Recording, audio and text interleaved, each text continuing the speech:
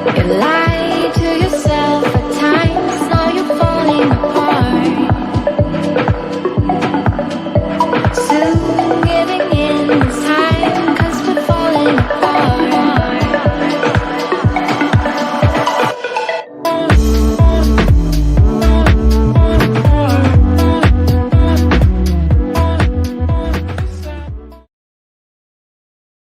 Hello there, coming to you live from the bunker. This is report number 10 for JW Watch, the show that keeps a close eye on all things JW, offering Jehovah's Witnesses a more objective viewpoint on current developments that the governing body almost certainly doesn't want them to hear. In the last week, it's been announced that Jehovah's Witnesses will return to public witnessing, which is Jehovah's Witness parlance for preaching with carts. Yes, we're all familiar with the spectacle of Jehovah's Witnesses on the street corner with a cart, waiting for passers-by to approach them and provide them with an opportunity to promote their religion. And if you have no idea what I'm talking about, perhaps the following music video might provide a refresher.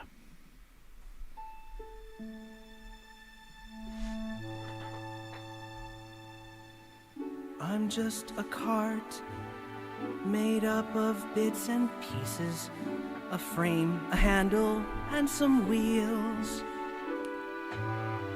But I'm a cart that helps to give a witness. What is that like? Let me tell you how it feels. If you could see what I see, if you could visit all the places that I go, if you could see the people there and get a glimpse of all the faces that I get to know, if you could hear what I hear when they see things they've never had a chance to see, that's when you'll see how it can be that forever they'll remember me. Yes, forever they will remember carts. How can they forget them? Because, again, they're on every street corner, or at least it seems so, in the major cities where Jehovah's Witnesses are not under ban. Let's go to the jw.org website as it appears now. Okay, so this is the JW News tab. And let's see, you have there breaking news. Let's just take a look at that. I can't find it on my... where is it on my tab? There we are. So the paragraph reads, on May 31st, 2022, the governing body informed all branch committees that they may now resume all forms of public witnessing with the exception of the door-to-door ministry. Each branch committee will examine the local situation in its branch territory, taking into account any governmental restrictions, and will soon provide direction to the congregations.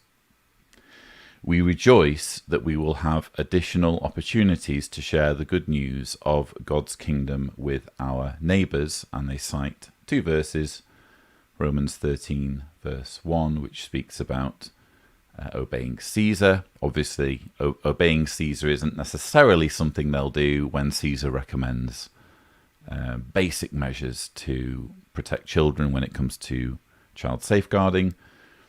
And the verse in Matthew 28, verses 19 and 20, is the verse that says, preach this good news of the kingdom in all the inhabited earth for a witness to all the nations. So this is something that Jehovah's Witnesses will be excited about, or you would hope so. I think probably some Jehovah's Witnesses will have some degree of trepidation because, let's face it, ambushing people, not ambushing people at their homes, but trying to persuade strangers to change their religious beliefs lest they die at Armageddon. It's a hard pitch, and there's a lot of rejection of that particular message involved.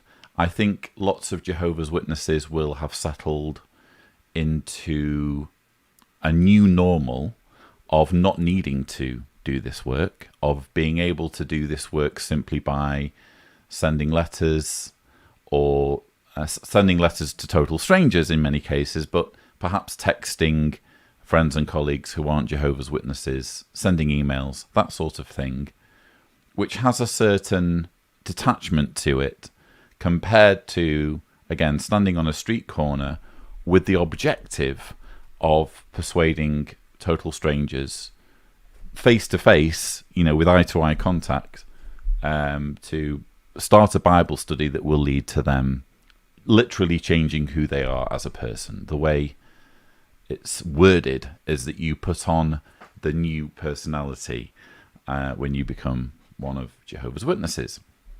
So I guess the question, that's basically it. Normally I have more complicated things to report on, but I guess the basic question, or at least the question that I've heard many people asking, is will this lead to door-to-door preaching work being resumed, or why isn't door-to-door preaching being resumed simultaneously to public witnessing, i.e. preaching with carts? And I think as far as I can tell, I don't have an official response from Jehovah's Witnesses. I can only offer speculation. But it seems fairly obvious that if you're Jehovah's Witnesses, the Jehovah's Witness leadership, and you're already facing a barrage of negative PR, the last thing you're going to want to do is hand over on a plate a reason for people to criticize you in the midst of what is an ongoing pandemic. So coronavirus is, last I checked, still a thing, still claiming lives, still a day-to-day reality for many people. And the last thing you're going to want to do as an organization already under barrage for justifiable reasons when it comes to shunning child abuse, blood transfusions, is be seen to be disregarding people's well-being, going round to people's homes, and in the midst of a pandemic, seemingly putting themselves at risk of helping spread a deadly virus. I think it's mostly about it's a justifiable and correct response, I think, in the face of the pandemic. But I think that's the reason. I don't think it's anything more complicated than that. And I would suggest that once the pandemic is over, the door-to-door preaching will be back. I can't see why it wouldn't be, because even though it's essentially ineffective in the information age, because all of the information to debunk Jehovah's Witness teachings is easily accessible online. I have first-hand experience when I was a Jehovah's Witness of preaching to people, seeming to get their interest, and calling back the next time, and they'd just done a 180. They'd just done a total U-turn. It was like, am I missing something here? And on reflection, I look back and think, well, clearly, they'd Googled Jehovah's Witnesses. That's all you need to do. And if you're really convinced by anything, by any proposal that's made to you on your doorstep, whether it's, selling insurance or selling a timeshare or any kind of offer that seems too good to be true, and you really take it seriously, why wouldn't you Google about it in this day and age? So I think ultimately the door-to-door preaching work is a completely futile endeavor, and the statistics seem to bear that out. But it still keeps Jehovah's Witnesses busy. It has utility, if only in that it keeps believers preoccupied so that they don't have time to have some moment for reflection on whether their beliefs are true, which they've certainly had plenty of during the pandemic, to the extent where, at least in 2020, the organisation, its numbers actually declined for the first time in 42 years. So that's essentially everything that I have to say on... And I'm not saying it's like an 11-minute live stream. It isn't. The reason why I'm doing this live stream is to, number one, let people know, because not everyone who subscribes to the Lloyd Evans channel will necessarily know about this development. But also, I'm kind of interested in getting the response of viewers and seeing what viewers have to say. So, if you don't mind, at this point, the show will become me scrolling through and posting comments to see how you're reacting to the news. Let's see here. What do we have? I think Jehovah's Witnesses, this is Jason Chen, I think Jehovah's Witnesses did come to my door twice, then nothing until this random sent letter, United States. Yes, that would have been pre-pandemic. Jehovah's Witnesses were not visiting people at their homes as a result of the pandemic, during the pandemic. Let's just see here.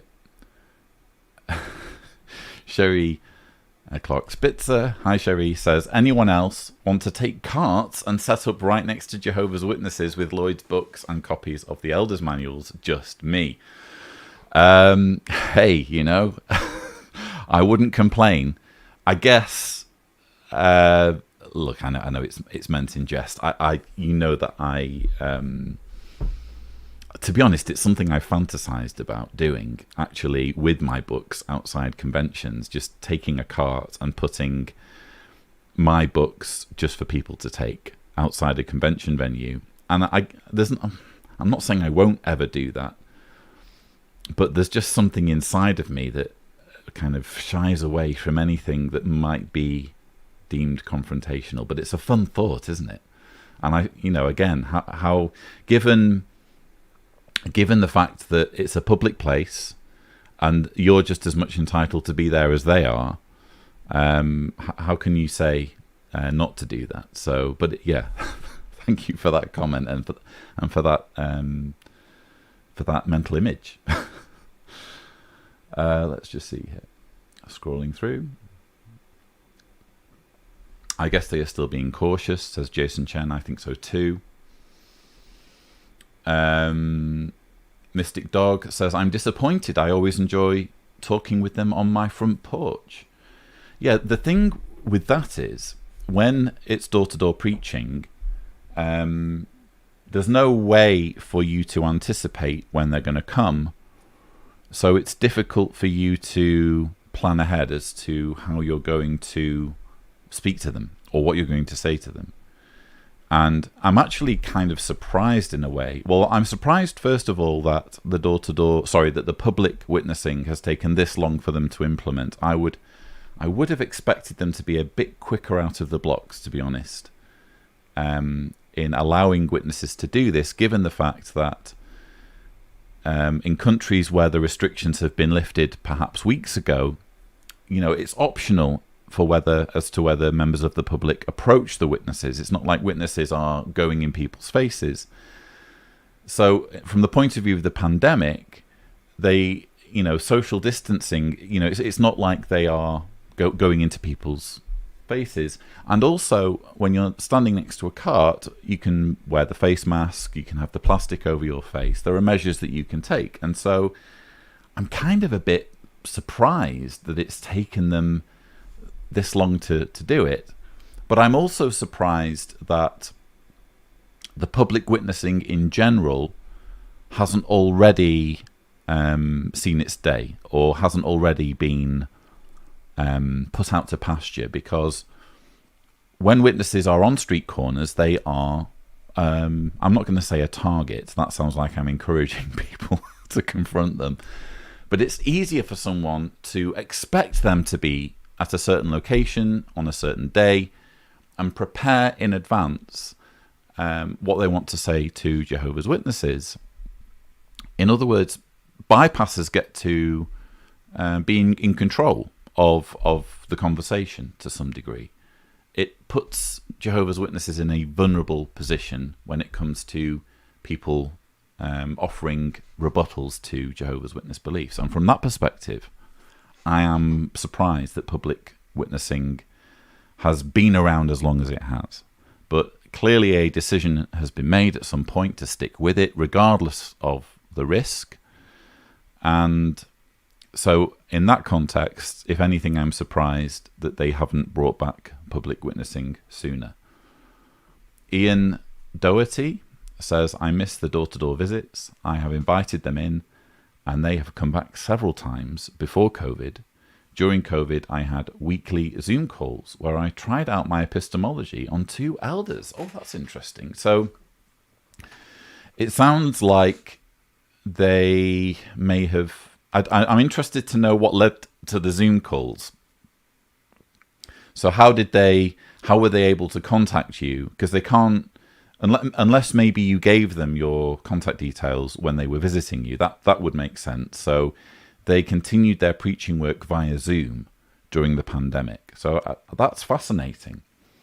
So yes, Jehovah's Witness, that kind of demonstrates in a way that Jehovah's Witnesses have been finding ways to continue. Here's another message. I contacted the local branch and told them to contact me. Well, they will have seen that as like, that's their version of Christmas.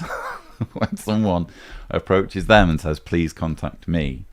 But clearly their success has been at least a little limited if you're here commenting. So, it sounds like their efforts to recruit have been unsuccessful. CNC 97 says, what about letter deliveries? Me and a friend have had handwritten letters delivered to our doors, though her letter was from Norway and in that language was a generic one as well. So that's interesting. So you received a letter in Norwegian, even though I'm assuming you're not in Norway. Wow, they've gone to quite some lengths there. It could be that they've found your name in a directory, and based on your name, they've figured out that you might speak Norwegian, and because they have a bit more time on their hands nowadays, they've swung their global brotherhood into operation and found you a Norwegian speaker and then delivered the letter by hand, which, if you think about it, is a little bit creepy, isn't it? If that's what's happened. I mean, who knows what the real story is, but if they're hand delivering letters in that way, thank you for sharing that. Let me scroll down.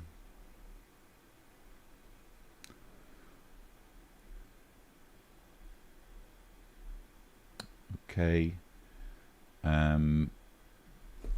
So Hans Beer says, there were only politic restrictions. There was no deadly virus. Make your homework, Mr. Evans. Well, my homework are the official figures provided by the World Health Organization. And if you want to call them liars, be my guest. I'm aware that there are lots of people who don't like vaccines that do that.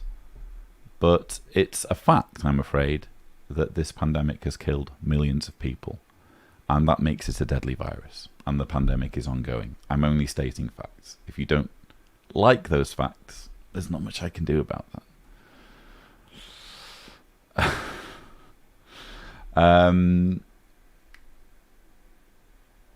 Scrolling through still. If I'm missing your comment, I do apologize. And for full disclosure, I'm just skipping comments that have absolutely nothing to do whatsoever with the subject of the live stream. It's not like open season on this channel for anything to do with sort of me personally. All right, so CNC97 says, was my friend who received the Norwegian one but she visited there years back. Mine was local with invite to the Kingdom Hall. Oh, okay. So in that's slightly less creepy then, because it sounds like your friend possibly had connections in Norway, and that's how they reached her. Okay, well, that's less creepy. And yes, they've been sending out invites and letters to random addresses during COVID. And will that continue? I guess so. Probably.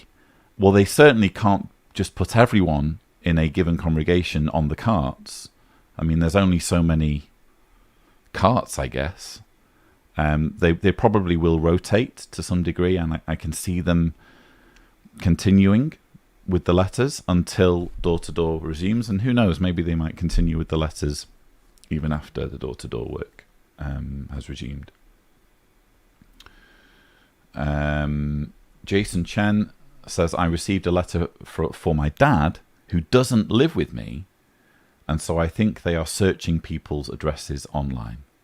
That would not surprise me. I can't verify that, but it's simply the case that when it comes to cults, the ends justify the means.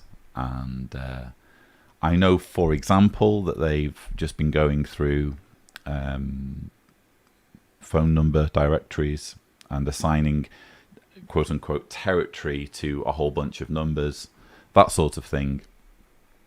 Very, very invasive in my opinion. But yeah, the ends justify the means when it comes to groups that need to recruit of this nature. Scrolling through.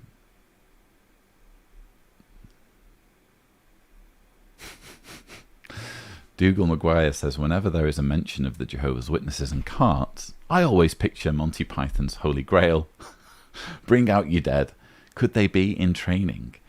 Well, first of all, top marks on your avatar and name. Love the Dougal character from Father Ted.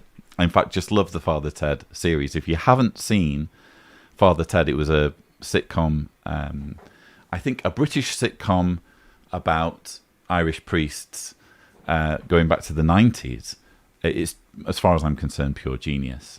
Very, very funny. And yeah, it's not quite what the carts are used for, to be fair. But there is certainly a gloomy message attached to the carts and the literature that they display. Anders Johansson said, I also received a letter from Jehovah's Witnesses a few months ago. I live in Sweden. Felt a little shady. It's always going to feel, I think, a bit shady. And I did a voicemail from a lady who received a letter, and the only indication that it was even from Jehovah's Witnesses was, I think, was it the website, jw.org? Was, you can find more information on jw.org, but they wouldn't use the word Jehovah or Jehovah's Witnesses in the letter, which sort of indicated a little bit of unease at, I don't know, the reputation of the organization. If you're proud to be one of Jehovah's Witnesses and you're writing to people in that way, would that not be kind of your opening pitch? We're Jehovah's Witnesses. Anyway. Cheryl Seabrith says the cart music sounds like Disney music. To my ear, Cheryl, it sounds a bit like the Book of Mormon.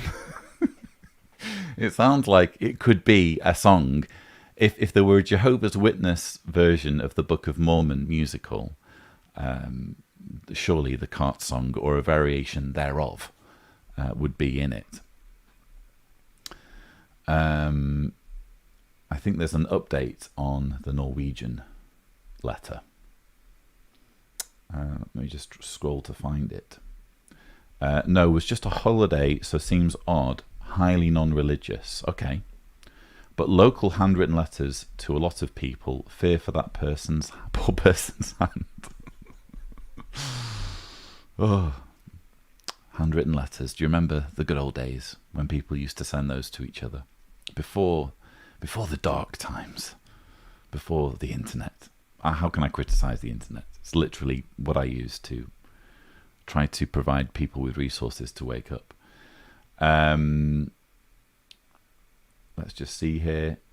Okay, so it says shift your mindset, and you have to have a good reputation and chosen for standing by a cart. Not everyone is allowed. So it's a little bit complicated here because, as I understand it, there is such a thing as metropolitan witnessing. That is strictly invitation only, and there's even a lengthy form that you need to fill in where you are literally graded as a Jehovah's Witness by your elders as to your behavior and spirituality and that sort of thing. So that's metropolitan witnessing, and it applies to major city centres where, due to it being a commercial hub, due to there being way more businesses than there are homes, there may not be residential areas, but it's purely like sightseeing spots. Let's say for example the Golden Gate Bridge, where I know there have been carts and are carts or were carts. So there's no one living, as far as I know, on the Golden Gate Bridge, so it wouldn't necessarily fall under a congregation's territory, but it would fall under the remit of the metropolitan preaching work, and they would pick the cream of the crop to go stand next to the Golden Gate Bridge with, I think, with specific awakes targeting people who might be suicidal. I think they've even spoken about that in a video. Then there's the just generic public witnessing, which is done on a congregation basis. And yes, I guess you could say they're not going to let just anyone represent the congregation and stand by the carts, but I guess to the same degree, the same applies to the door-to-door preaching. In other words, you need to be an unbaptized publisher to be accepted for that work. So the extent to which they cherry pick Jehovah's Witnesses for doing just standard public witnessing, this is where I need to accept that there's a gap in my knowledge, because I stopped being a witness, or I stopped believing as a witness in 2010, and the cart witnessing began, I think, in around 2012. So I've not experienced it firsthand. Maybe that's something where people can comment and just clarify to what extent Jehovah's Witnesses are cherry-picked to stand next to a cart, period, irrespective of whether it's in the middle of a major city.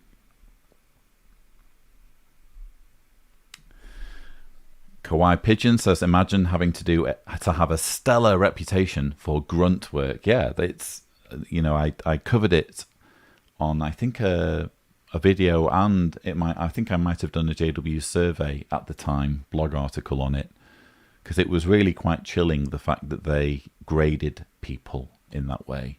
And like you say, it's kind of a thankless job, isn't it? Stand next to some cult propaganda for hours, in fact, in hopes that you will attract attention.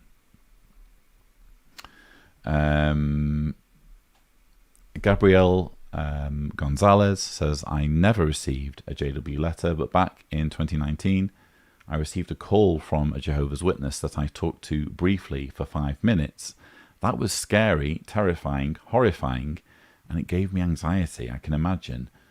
I don't fully know your background, or I don't know your background, so I don't know whether you've been a Jehovah's Witness, but I can imagine, especially for those who have been witnesses or have been traumatized by their experience with Jehovah's Witnesses, any kind of unsolicited letter, phone call, text message, email is going to be a re-traumatizing experience, isn't it? So you have my sympathies there. Paula Thomas says, no cart witnessing in my area of Somerset, no letters or phone calls either. Actually, some of you know, I was in London in the last week, and it was while I was in London that this news came up on jw.org, and I was half expecting them to, kind of in record time, get the carts out at like Oxford Circus, and where I know they've had carts in the past. I was expecting them to do it somewhere like London, because I think there's also a UK filming crew. They have like crews in various countries that do the propaganda videos. And so I could just imagine them saying, thanks to Jehovah's hand, in record time, we were able to take advantage of the Jubilee celebrations and get a cart out in central London, or multiple carts. So I was half expecting to see them there. And had I seen them, I would have found a way of documenting any encounters, which would have been, obviously, to the extent I could make them respectful. But sadly, I was disappointed. They didn't. Or Jehovah's hand was lacking in that regard. So, in case you missed it at the beginning, public witnessing now back on after it was banned or withheld during the coronavirus pandemic due to lockdown measures. And it's now on a branch by branch basis that branch offices can decide how it's phased back in. So that might be why you've not seen it yet. It's still very, very new. It's literally just a few days ago that this was announced.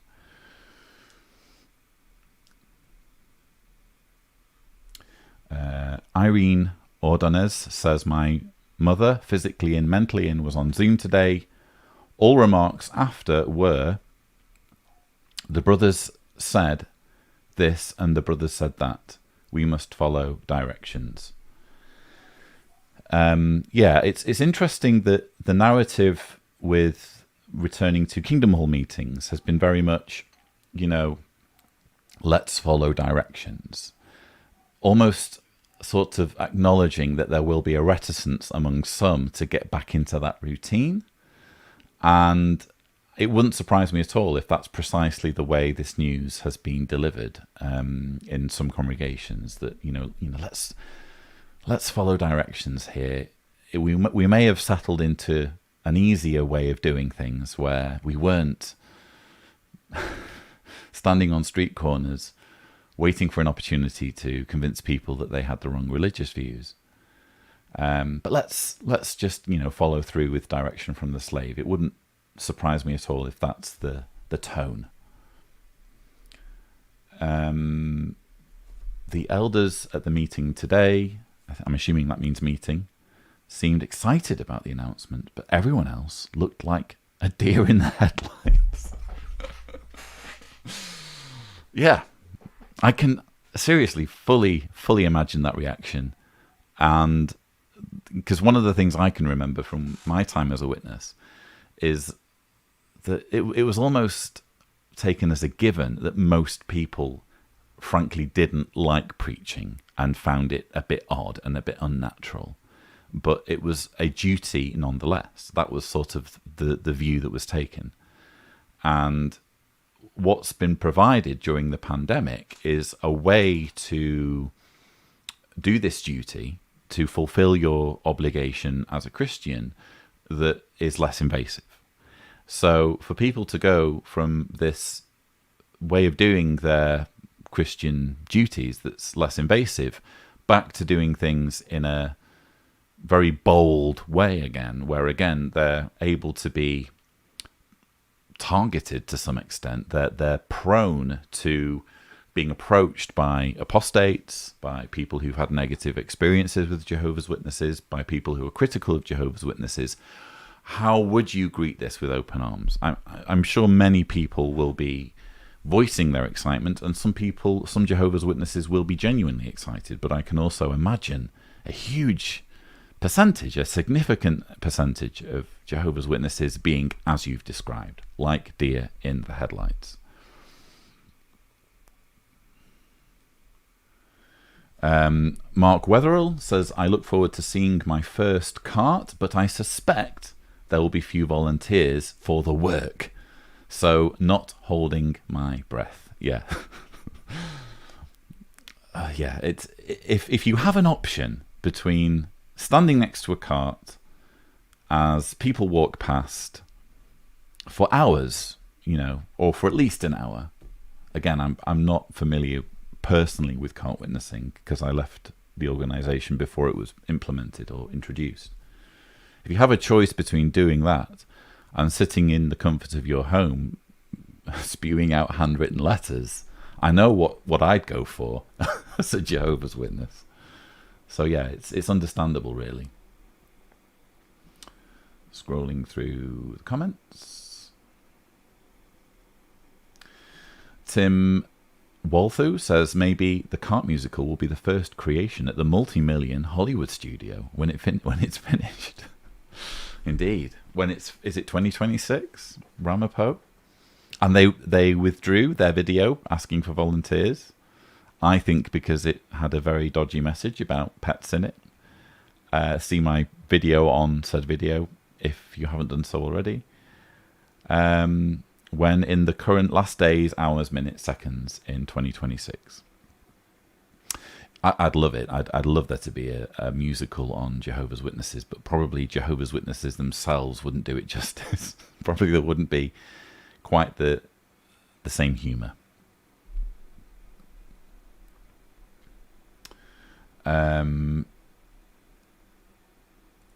So Ian Doherty says, do you think if I approached someone on a cart and tried my epistemology on them, they would be glad of the interruption of their boredom or not?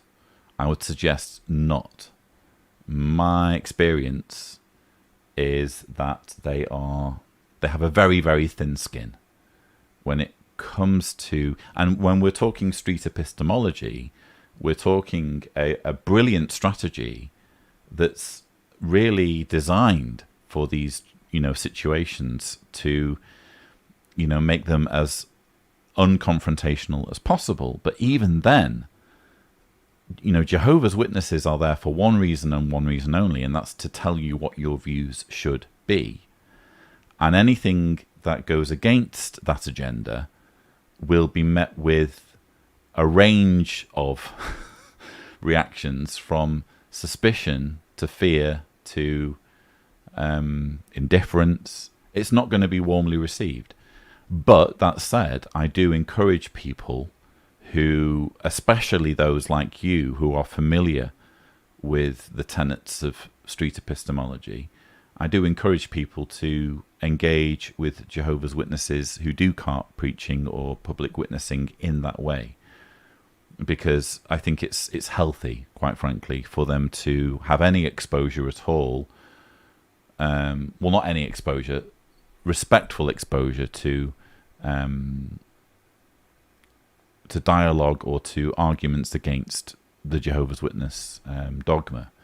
And so, yes, I've always said, or I've long said, that if there's a way of doing this, if there's a way of kind of diffusing the indoctrination bomb, it's definitely going to involve some element of street epistemology. And I can't recommend it highly enough.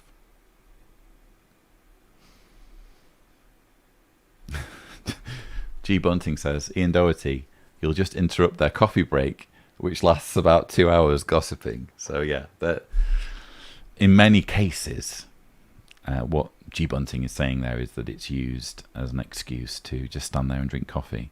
And to some degree, I often think maybe I would have enjoyed cart witnessing when I was a witness, because at least I think I would have picked, this is it, I would have picked writing letters at home to doing cart witnessing, and I would have picked cart witnessing ahead of going door to door. You're always going to prefer a situation where you're not literally bothering people in their homes, especially on a Saturday morning, and telling them what their beliefs should be.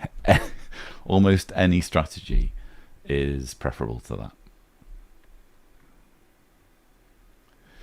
CNC 97 says, when they are out on the street, do they still communicate with the public, or has that been restricted more to a nod and show a video when someone accidentally gets close? Accidentally gets close. I love that. You've strayed into their perimeter. You've been pulled into their gravitational vortex, and due to being in close proximity, you become a target. No, that's not how it works. My understanding is that rather than being tasked with approaching people, it's strictly, maybe passive is the wrong word, but they're supposed to stand next to the carts and literally wait for somebody to come up to the cart and indicate their interest. So if you were to walk up to the cart and start perusing the literature, then it might be expected for one of the Jehovah's Witnesses stood there, or if there's one Jehovah's Witness stood there, I would expect them to say, good morning or good afternoon. Is there something in particular that you're interested in, or something along those lines? And then they would try to start a conversation. They're not going to, it's not like a zonal or location-based thing, thankfully. If it were purely down to how close you are, I would have a much easier time. I can remember once when I was in London. Actually, this is one of my long unreleased videos. I actually filmed it way back in, when was it? Was it 2018? It was actually featuring Cosmic Skeptic. He was involved. And we were filming interactions with Jehovah's Witnesses doing cart preaching. And I remember in particular the cart opposite Big Ben was a fascinating encounter, because they literally had Jehovah's Witnesses near those carts who were there for no other reason, it seemed, than to act as security. To if anyone was acting suspiciously, and when I say suspiciously, I mean not in like an aggressive way, but purely, asking the wrong questions, it was their job to intervene and cut the conversation short. That's the nature, really, of certainly the metropolitan witnessing.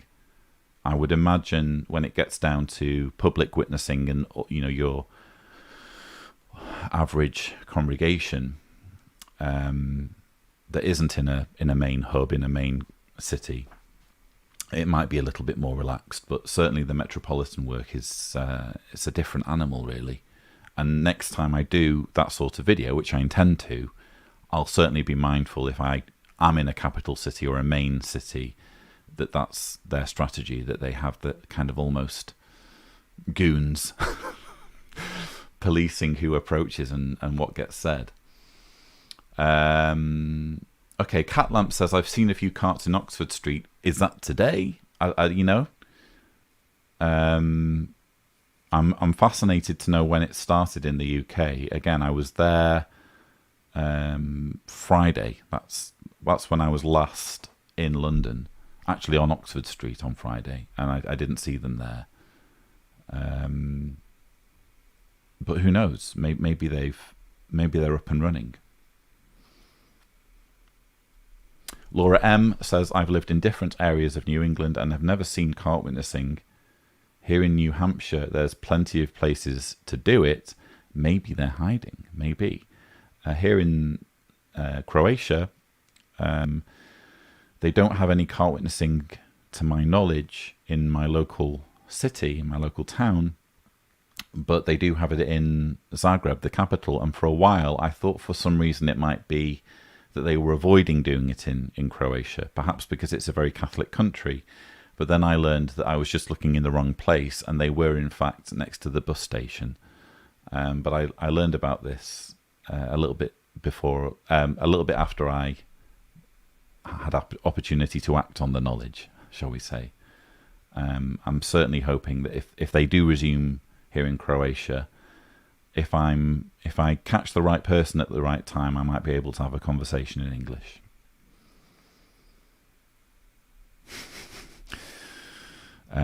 Like a Fox, otherwise known as Amanda, says, once they make eye contact, it's too late. You're well over the event horizon. Yeah. Once they lock eyes, yeah, they have acquired their target.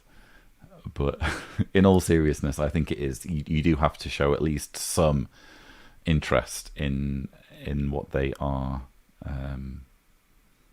in their wares. Oh dear. Never baptized. Can someone tell me? Do I still have to tell them to go to hell 4 years was my last attendance. Slightly off topic, but I'll let you through. If you've never been baptized and they are badgering you to attend meetings, i.e., you're not going to them, they're coming to you, and they're using specific knowledge about you and your personal history to badger you, and you tell them to refrain and they continue, I would just go to the police. That's, in my view, that would fall under harassment, quite frankly, especially given the fact that we're dealing with a traumatizing situation. Religious trauma syndrome's a real thing, and it's a misuse or an abuse of your personal data if they are exploiting the fact that they know about your personal history to specifically target you, even though you were never baptized. That would be my advice. Maria Jacobson says, I live in a small town in Northern California. Before the COVID pandemic happened, they used to set up a table and an information board with literature in our courthouse park. Never did see a cart.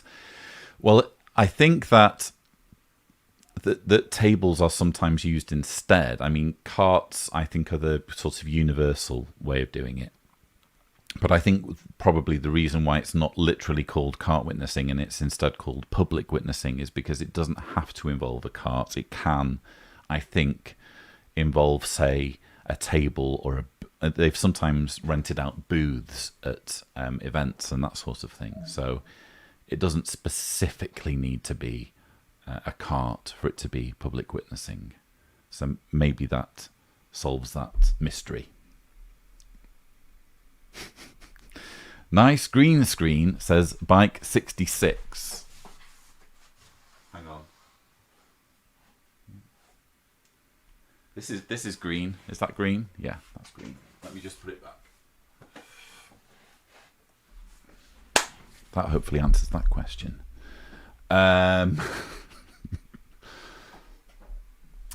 I have started fading before COVID, and this break from public places of carts was great because my social life was not biased because I've known people from carts from neighbourhood Romania.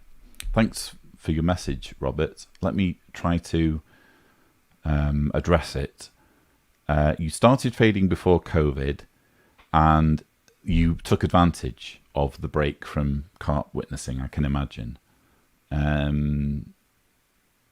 And it's given you an opportunity to branch out socially, if I understand. That's brilliant. That's fantastic. And I really do feel for people whose fade has overlapped with the pandemic. I can imagine that being quite an interesting or weird experience, you know? Especially if your last meeting ends up being the meeting before the pandemic or before lockdown, and you wake up during COVID, as I know many have, including probably some watching this. I can only imagine that the pandemic will have been a very strange thing to go through while simultaneously waking up, because it's been kind of an unnerving thing for everyone, hasn't it, regardless of your religion. And I think the coronavirus pandemic, when we look back in history, it will be looked upon as playing a key role in the evolution, for want of a better word, of the Jehovah's Witness religion. I think it will leave a lasting mark on the religion, as indeed it has on society in general. So, but I'm glad to hear you're fading, and thank you for your comment, Robert.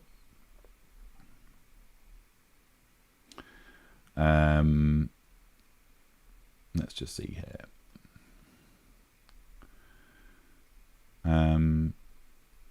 Daylight Now says, if everyone that is in a doomsday cult had that many books, they'd be smart enough not to join one. If you're referring to my collection, these books are not the real books, I would suggest. They're Jehovah's Witness books.